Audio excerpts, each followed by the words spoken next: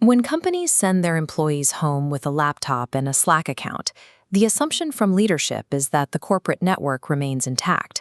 We tell ourselves that as long as everyone can message each other, the organization's collaborative infrastructure is perfectly preserved.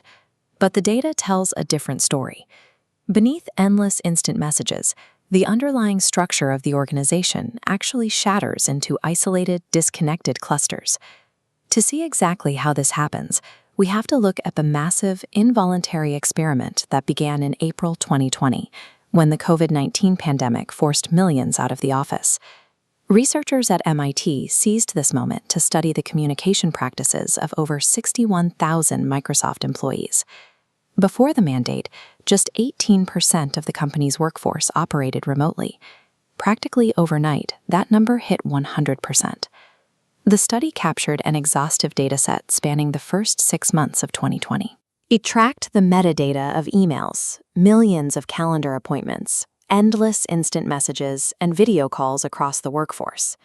On paper, the immediate results looked promising. Total workweek hours remained stable, and in many cases, actually increased. Employees were undeniably busy. This flurry of activity masked a deeper change. Moving the workforce into their homes altered the organization's communication map, restructuring the way intelligence flows through the firm. To isolate exactly what broke inside Microsoft, we need to examine how information actually travels through a human network. Network sociologists divide relationships into 2 categories. The first are strong ties. These are the colleagues you work with every single day. You share a high level of trust, and because you collaborate constantly, you share the exact same perspective on your projects. The limitation of strong ties is that they operate as closed loops. The information circulating within this group is highly redundant. Everyone already knows what everyone else knows. The second category are weak ties. These are the individuals in entirely different departments or divisions whom you rarely interact with.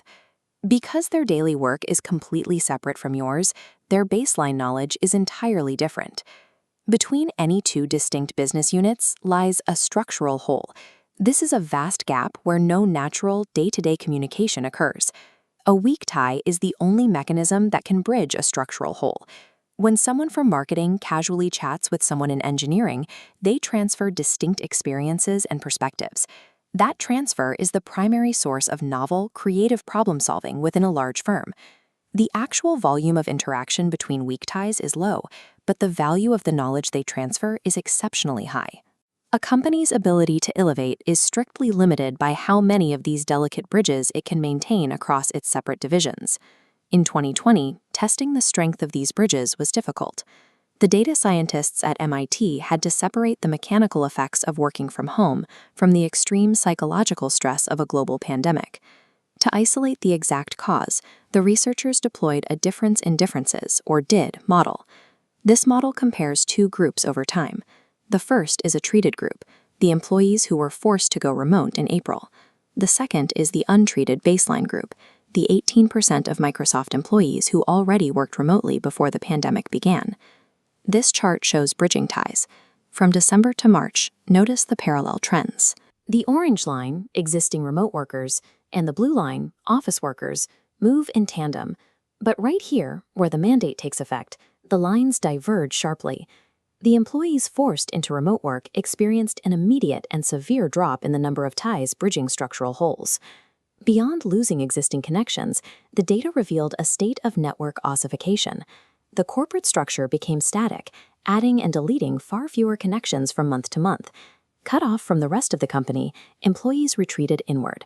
They consolidated the vast majority of their communication time into their pre-existing strong ties. The difference in differences model confirms that remote work itself, not the pandemic, is what severs these weak ties. The resulting network structure restricts an organization to the knowledge it already possesses. As the structure of the network broke down, the actual flow of information degraded with it. This chart measures communication media usage. On the left, total hours spent in synchronous communication, like meetings and calls, decreased sharply. At the same time, there was a massive spike in asynchronous communication. Employees sent far more emails and instant messages. In organizational behavior, different communication tools have different levels of media richness. Face-to-face conversations or video calls are highly synchronous and rich, allowing for tone, body language, and immediate feedback. Text-based emails and messages are low-richness, asynchronous mediums. Processing complex, nuanced, or highly creative ideas through a low-richness medium requires significantly more mental effort. Without immediate feedback, workers struggle to ensure the information is actually understood.